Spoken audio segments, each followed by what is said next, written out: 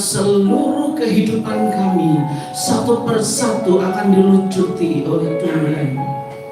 Karena tidak ada satupun yang dirindukan oleh Engkau selain kami menjadi semakin serupa dengan gambaran-Mu.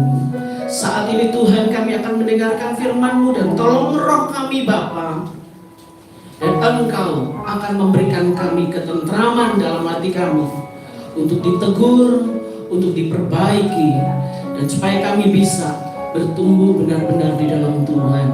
Di dalam nama Tuhan Yesus kami siap mendengar firman-Mu. Haleluya. Amin. Puji Tuhan. Silakan duduk saudara-saudara yang kekasih. Hari ini saya akan berbicara tentang satu hal yang penting dalam kehidupan kita.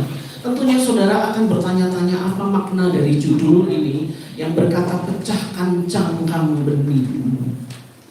Saudara-saudara yang kekasih, kita akan bersama-sama belajar kebenaran firman Tuhan, dan kita akan membaca ayat ini bersama-sama. 1, 2, 3. Tidak jatuh ke dalam tanah dan mati. Ia tetap satu biji saja. Tetapi jika ia mati, ia akan menghasilkan banyak buah. Saudara-saudara yang kekasih, mari kita membayangkan tentang bulir padi. Dan biasanya ibu-ibu jauh lebih paham ini. Saudara tahu bulir padi atau disebut sebagai gabah sebelum menjadi beras. Ya, gabah. Nah, saudara-saudara yang kekasih, pertumbuhan benih, sehingga Tuhan memberikan pesan di dalam Yohanes 12 ayat 24. Bayangkan satu bulir padi atau gabah ya. Saya akan menyebutnya biji kulit padi itu disebut sebagai kulit benih atau kulit ari. Saya akan menyebutnya sebagai cangkang. Biasa saudara sebut sebagai gabah. Pertumbuhan benih itu awalnya adalah dalam bulir padi itu ada kehidupan. Ada kehidupan, ada potensi untuk bertumbuh dalam bulir padi. Tetapi bulir itu tertutup oleh cangkang benih. Dan bulir itu tertutup oleh cangkang benih, maka cangkang itu atau gabah itu harus dipecahkan supaya benih bisa tumbuh. Caranya bagaimana? Memecahkan cangkang benih itu yang adalah gabah supaya dia terlepas. Ibu-ibu tahu yang namanya cangkang benih itu keras, betul? Gabah itu keras, saudara-saudara. Bagaimana cara memecahkannya? Maka caranya adalah dikubur di tanah. Maka unsur-unsur di tanah itu akan merontokkan atau menghancurkan cangkang atau gabah atau kulit benih itu. Dan setelah kulit benih itu pecah, maka keluarlah tunas, keluarlah kehidupan. Selama cangkang benih itu masih ada, maka tidak akan pernah ada kehidupan. Sekali lagi, selama cangkang benih itu masih menutup benih itu, maka gandum itu atau padi itu tidak akan bertumbuh. Dan cangkang itu begitu keras, dia harus dipecahkan. Saudara-saudara, ini proses alami dari pertumbuhan benih. Kalau saudara lihat yang pertama adalah benih yang masih ada cangkangnya, maka kemudian setelah dia dikuburkan di dalam tanah, maka tanah ini dengan segala unsurnya mulai memecahkan kulit benih ini. Dan setelah kulit benih ini pecah, maka kemudian kehidupan itu keluar dari benih itu dan menjadi tunas. Dia pertama tidak terlihat, tetapi lama-lama dia muncul, terlihat, dan jika dia tumbuh, maka dia tidak akan menjadi satu saja, tetapi dia akan bertumbuh banyak. Saudara tanam satu biji mangga, maka yang saudara tuai nanti adalah ratusan atau puluhan buah mangga. Saudara-saudara, demikian juga dengan iman Kristen. Ada benih dalam kerajaan Allah di dalam hidup kita. Ada benih potensi hidup yang Tuhan taruh di dalam kehidupan kita. Tetapi potensi kehidupan itu tidak akan pernah tumbuh jika cangkang benih itu tidak dilepaskan. Bagaimana cara melepaskan cangkang benih? Menutup dan mengikat kita sehingga kita tidak bisa bertumbuh. dikuburkan di tanah. Itu artinya kita sedang mengalami masalah. Gini saudara, berapa banyak di antara saudara sering mengeluh menghadapi masalah, bersungut-sungut, merasa lemah dan rasanya seperti tidak bisa bangkit lagi mengalami masalah. Sekarang mari kita belajar mengerti apa sih sebenarnya tujuan Tuhan ketika kita mengalami masalah. Apa tujuannya Allah mengizinkan kita mengalami penderitaan? Adalah untuk menghancurkan cangkang benih kita supaya kehidupan rohani kita bisa bertumbuh. Jadi kalau saudara-saudara hidup di dalam persoalan dan masalah, saudara harus lihat tujuannya sehingga kita tidak segera jatuh, tidak berkeluh dan bersungut-sungut, tetapi tahu tujuannya apa. Oh, tujuannya adalah untuk menghancurkan kulit gabah, cangkang benih, supaya kehidupan rohani kita bisa bertumbuh. Jadi saudara mengerti? Jangan dikalahkan oleh persoalan. Persoalan itu adalah saat dimana kita dikuburkan supaya cangkang benih itu diruntuhkan. Kalau kita tahu tujuannya, kita akan punya semangat hidup. Nah, cangkang benih itu sangat keras dan harus dihancurkan. Apa cangkang benih yang harus dihancurkan? Hanya dua. Cangkang benih yang ada dalam kehidupan kita yang harus dihancurkan adalah satu, kesombongan, dan yang kedua, keinginan dan ambisi. Ini adalah dosa awal yang telah dimiliki oleh Adam dan Hawa. Mereka memiliki kesombongan, mereka memiliki keinginan untuk menjadi Allah. Dan dua cangkang benih ini, unsur dari cangkang benih ini, dua ini akan selalu ada di setiap kehidupan manusia, dan ini harus dihancurkan. Saudara-saudara, orang sombong tidak akan bisa bertumbuh. Semakin sombong dia, maka kulit ari, kulit cangkangnya makin keras. Semakin orang sombong, semakin membuat orang lain tidak bisa melihat kehidupan Kristus di dalam kita. Karena yang terlihat hanya cangkang benih, yang terlihat hanya kulit ari, yang terlihat hanya gabahnya. Jadi yang terlihat hanya aku.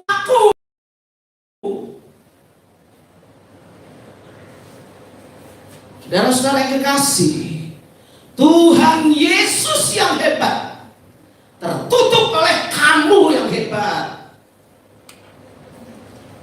Kamu yang hebat itu harus dikubur, dipecahkan, dirontokkan cangkang benihmu, sehingga Yesus yang hebat itu bisa keluar. Kita bicara tentang kesombongan. Definisi sombong adalah orang yang tidak mengandalkan Tuhan. Orang sombong itu penuh dengan dirinya sendiri. Bangun pagi mikirin dirinya sendiri. Sarapan apa ya? Makan apa ya? Aku mau apa ya? Aku mau kemana ya? Aku ini, aku. Siang masih ribet dengan dirinya sendiri. Sibuk dengan game, sibuk dengan ini. Sangat untuk aku. Malam masih sibuk dengan dirinya sendiri. Mau pergi kemana ya? Cari hiburan. Mau pergi ke siapa ya? Tidak ada ruang memikirkan Tuhan, memikirkan pekerjaan Tuhan, gereja Tuhan, perkembangan rohani. Hanya penuh dengan dirinya sendiri. Tanda-tanda orang sombong. Yang pertama, mencuri kemuliaan Tuhan. Saudara, kalau mencuri kemuliaan Tuhan, saudara pikir begini ya, WL itu, waduh, ini dia kelihatannya sombong nih, mencuri kemuliaan Tuhan. Mencuri kemuliaan Tuhan itu gampang. Bukan begitu artinya. Mencuri kemuliaan Tuhan itu artinya gini, sakit hati kalau tidak dipuji. Sekali lagi, mencuri kemuliaan Tuhan adalah sakit hati kalau tidak dipuji. Saudara sudah pelayanan tidak dipuji, saudara sudah memberi tidak dipuji, saudara sudah mengikuti aturan tidak dipuji, sakit hati, kecewa kalau tidak diterima. Itu mencuri kemuliaan Tuhan.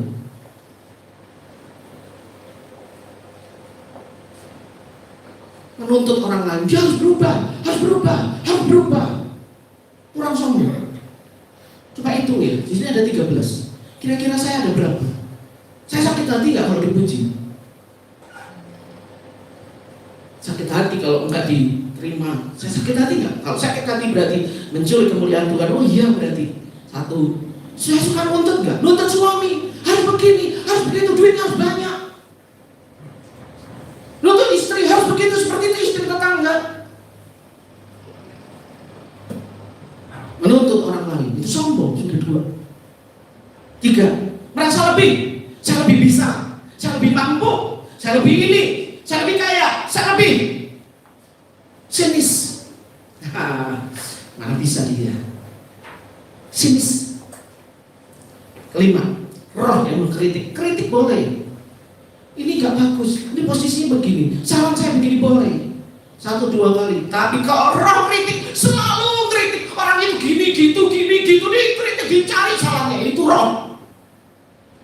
Dan roh itu mengerikan, saudara-saudara. Karena roh bukan dari Tuhan.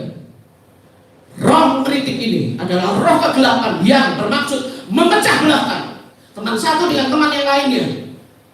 Ceritain teman ini, teman itu. Itu roh. Spirit dari kegelapan. Roh mengkritik. Iri hati, tamak, keras hati, diajar susah. Roh yang sulit diajar, saudara. Makanya di dalam pelayanan saya konseling, saudara harus datang. Jangan saya katakan bagaimana.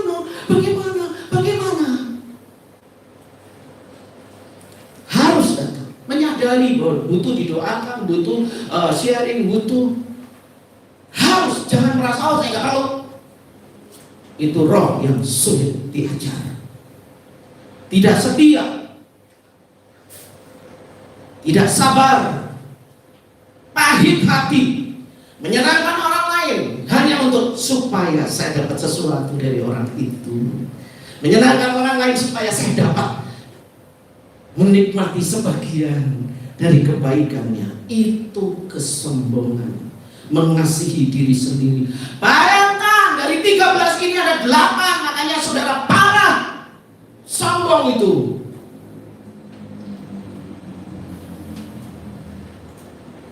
Sebelum kita percaya Tuhan, kita memasukkan semua unsur dari luar.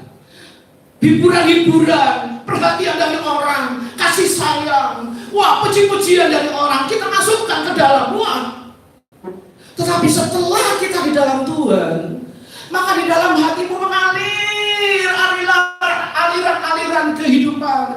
Maka di dalam kita memproduksi, dikerjakan oleh Roh Kudus, mengeluarkan perhatian, mengeluarkan kasih, mengeluarkan ketentraman, mengeluarkan hiburan. Kita makin susah-susah cari sana sini, cari sana sini.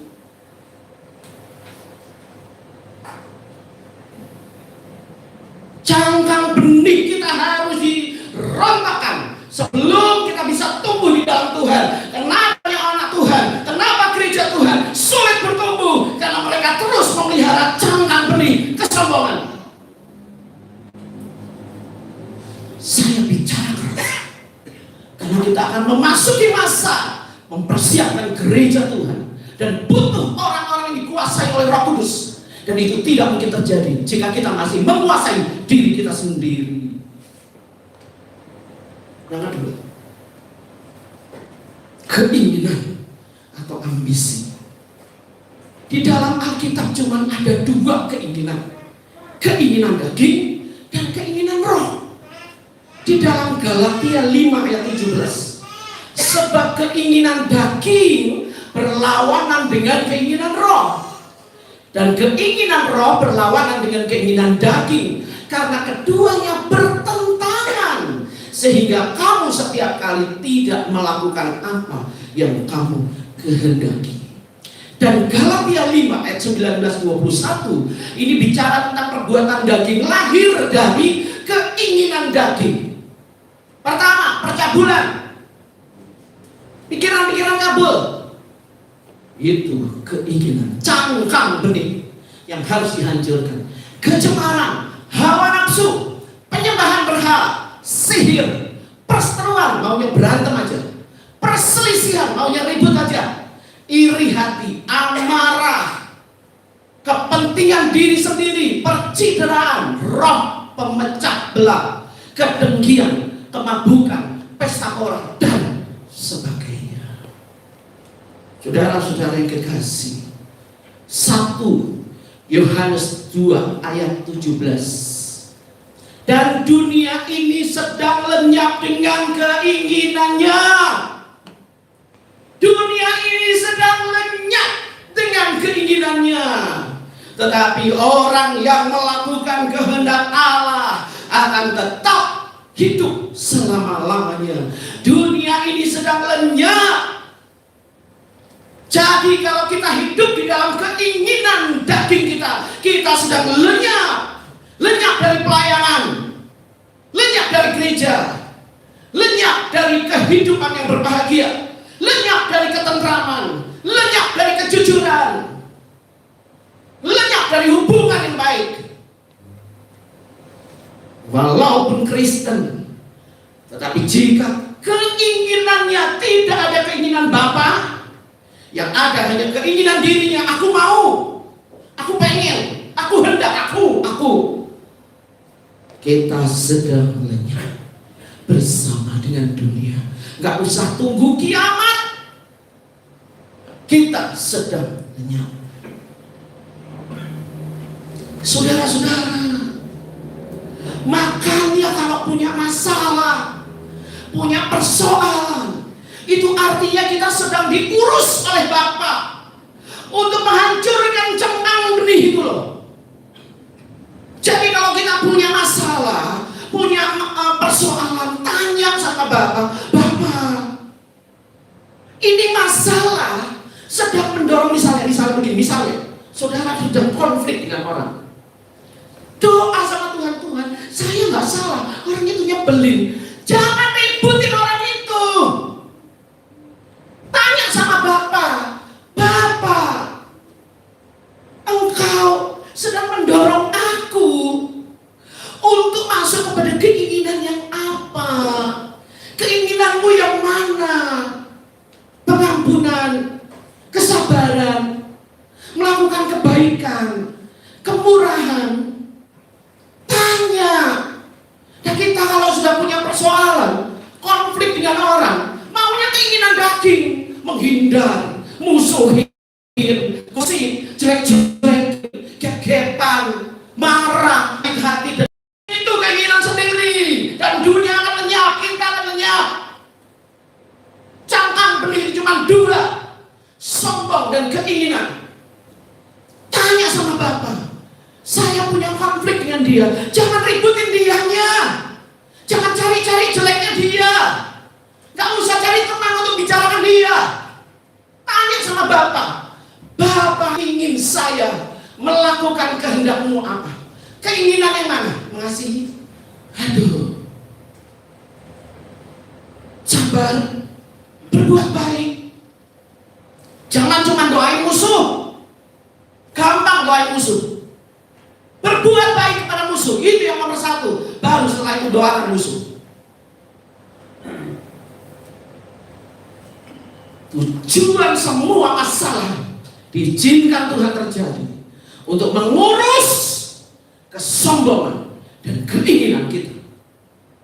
Peperangan itu jelas ada, saudara-saudara. Peperangan rohani jelas ada.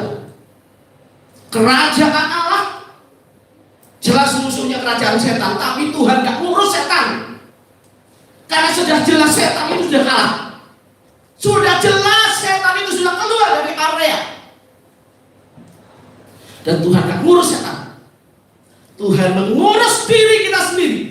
Karena lawan yang sering bertentangan dengan Tuhan adalah kerajaan diri kita sendiri. Makanya Iya, saudara-saudara. Gimana mau mengalahkan setan? Mengalahkan diri sendiri tidak bisa. Orang-orang yang bisa mengalahkan kesombongan, mengalahkan keinginan daging, mereka adalah orang-orang yang mengalami kemenangan-kemenangan, bahkan melawan setan. Kesombongan itu benih, saudara ya. Ingat, kesombongan itu kecil, benih, potensi hidupnya ada di situ. Tetapi dari benih itu akan tumbuh 3 akar. Akar yang pertama akar pahit, Ibrani 12 ayat 15. Yang kedua akar cinta uang, 1 Timotius 6 ayat yang ke-10. Yang ketiga akar kenajisan, 1 Petrus 3 ayat 21. Lihat orang sombong. Kalau saudara lihat orang sombong, wah sombong ya, ngomongnya sombong, caranya sombong, saudara akan tahu hidupnya pahit. Pasti dia cinta uang, pasti najis, sudah pasti. Jadi orang kalau sombong itu pasti hidupnya pahit,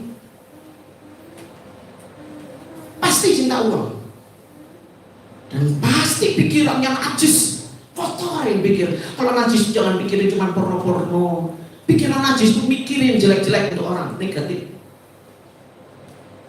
Kristen yang bertumbuh adalah Kristen yang rendah hati. Makanya orang yang rendah hati akan makin mengalami banyak kemuliaan kepada kemuliaan, kemuliaan kepada kemuliaan.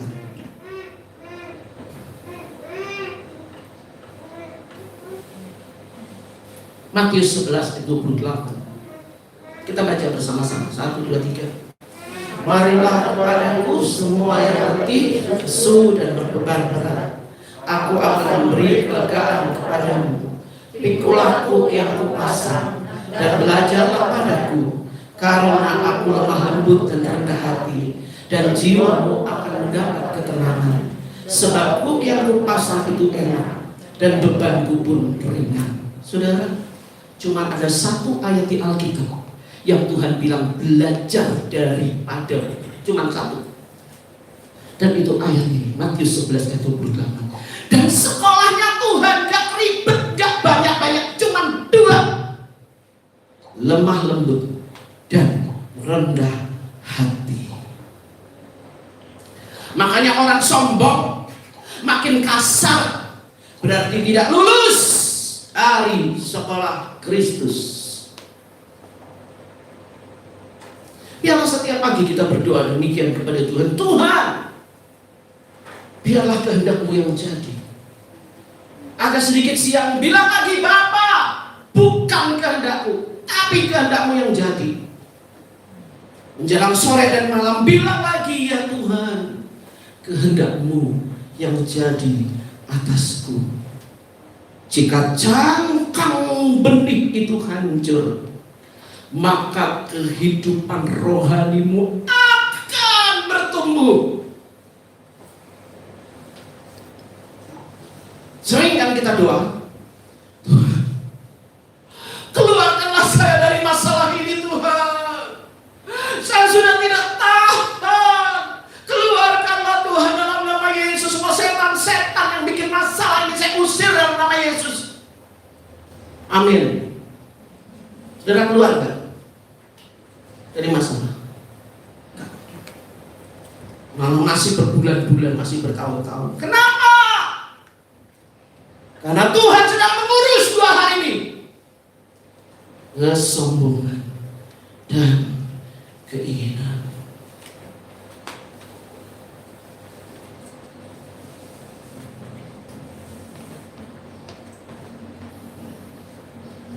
Keras, tetapi ini inti dari semua kebangkitan rohani. Ini semua inti dari kebangunan rohani.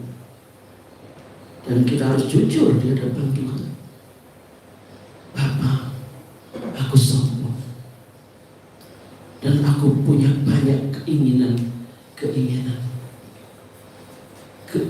yang salah dan bukan seturut kehendak-Mu.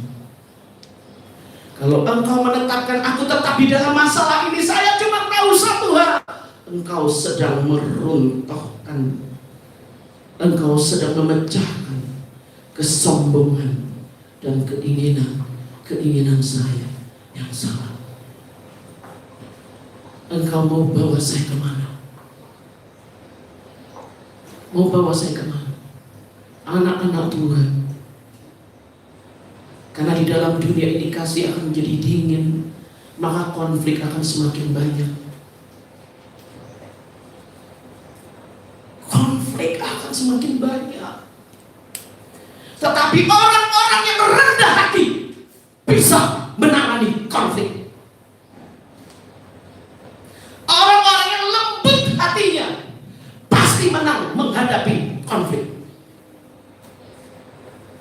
Bukan berarti dia menang lengkang kelek ini, wah hebat ya, saya lembut hati, berarti kamu dikalahkan. Tidak, justru kelembutan dan kerendahan hatinya adalah ketika dia merendahkan hati dan dirinya kepada musuhnya. Itu kemenangan yang sejati.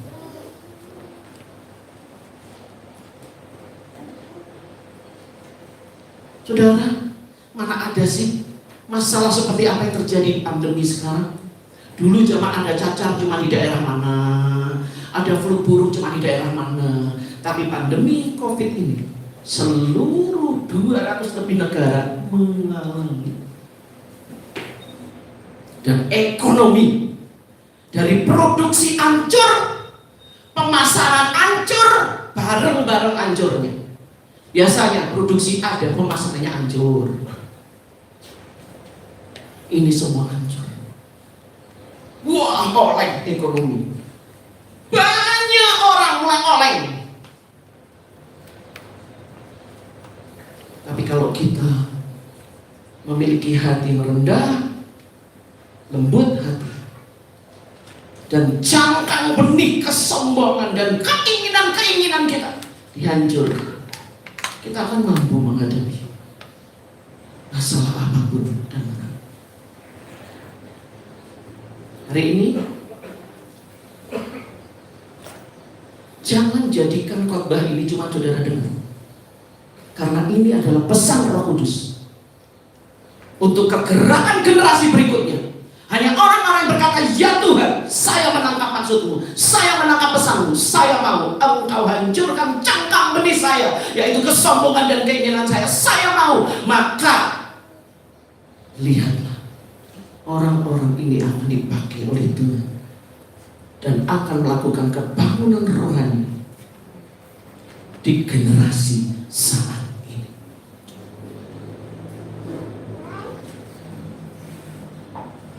Mari kita bangkit berdiri.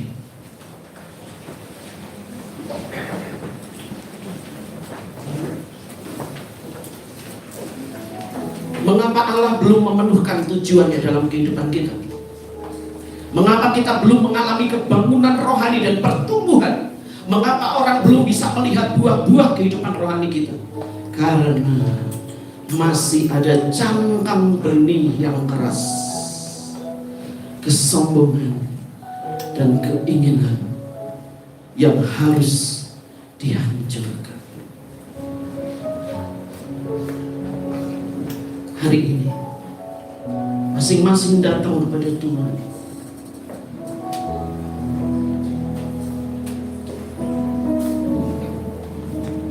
Masing-masing berdoa dan berkata, Tuhan, sekarang saya tahu mengapa Engkau menguburkan saya. Saya seperti kehilangan kekuatan. Saya masuk dalam masalah dan berputar-putar di sana. Sekarang saya tahu tujuannya, bahwa Engkau sedang menghancurkan cangkang benih saya, yaitu kesombongan dan keinginan saya. Katakan kepada Bapa, biar kehendak-Mu yang jadi. Jika Engkau menginginkan saya melakukan hal-hal yang sulit untuk saya lakukan, itulah adalah anugerah untuk mengandalkan Engkau dan bukan mengandalkan diri saya sendiri. Jika Engkau mengharuskan saya melakukan hal-hal yang sulit untuk saya lakukan, saya tahu bahwa tidak ada kebenaran di dalam diri saya selain hanya kemampuan dan kuasa Roh Kudus yang menyanggupkan saya untuk melakukan kebenaran. Tidak ada yang baik dalam kita. Tidak ada yang baik yang membuat Tuhan memperhatikan dan kagum terhadap hidup kita. Tidak ada. Semua hanya dibungkus oleh anugerah salib.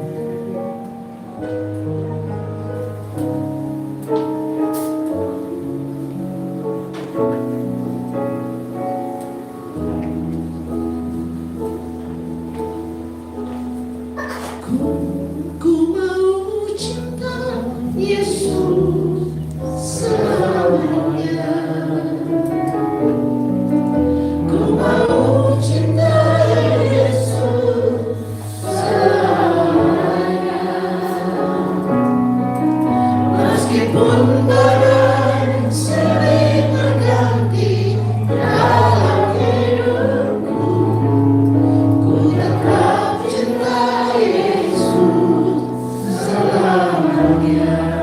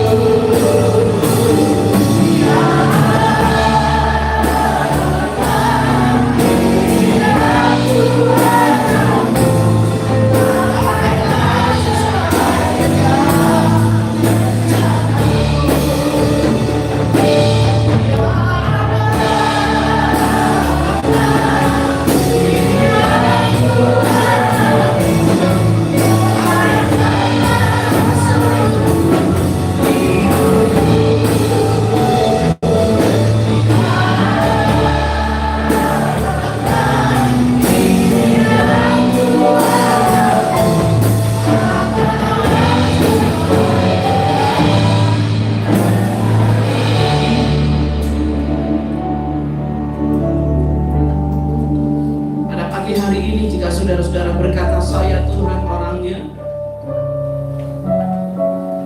saya menyerahkan hidup saya untuk Engkau mengurus saya, mengurus cangkang benih saya, yaitu kesombongan dan keinginan saya yang sama. Jika saudara orangnya, angkat tanganmu di hadapan Tuhan dan kita akan berdoa. Bapa di dalam surga, di dalam nama Tuhan Yesus, kami datang kepadamu pada pagi hari ini membawa kehidupan kami. Kami tidak minta banyak-banyak Bapa. Kami tidak minta anugerah makan dan minum. Kami tidak minta anugerah kekayaan. Kami tidak minta anugerah pemeliharaan. Kami tidak minta anugerah itu. Karena Engkau Bapa, Engkau pasti akan memelihara kami. Tetapi kami minta anugerah terpenting, yaitu anugerah pertumbuhan. Anugerah pertumbuhan rohani. Kami membutuhkan itu Tuhan. Apa gunanya kami memiliki seisi dunia ini jika jiwa kami binasa? Ya Tuhan, kami menyerahkan kesombongan dan keinginan kami yang salah di hadapan-Mu. Engkau mau mengurusnya Tuhan, karena kami tidak mampu mengurus diri kami sendiri. Kami terlalu sombong dan angkuh, dan saat ini Kau rendahkan kami Bapa di hadirat-Mu. Patahkan semua keangkuhan kami dan kami mengaku kami butuh anugerah pertumbuhan. Tolonglah kami Bapa, berikan kami kekuatan. Ketika Engkau memecahkan cangkang benih kesombongan dan keinginan kami, berikan kami hati yang lemah lembut dan rendah hati untuk terus berkata, ya Bapa, kehendak-Mu yang jadi dan bukan kehendak-Ku.